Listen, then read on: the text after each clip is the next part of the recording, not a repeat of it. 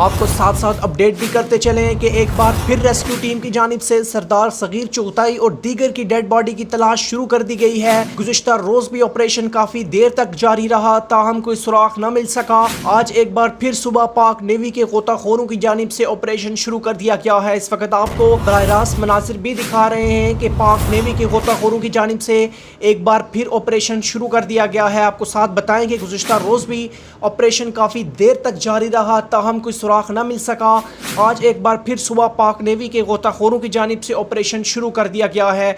याद रहे कि सरदार सगीर चुगताई की गाड़ी आज़ाद पतन के मुकाम पर गुज़िश्ता रोज़ सामने से आने वाली गाड़ी से टकराकर दरियाए जेहलम में जा गिरी थी। PTI रहनुमा समेत 3 अफराद की तलाश अब भी जारी है।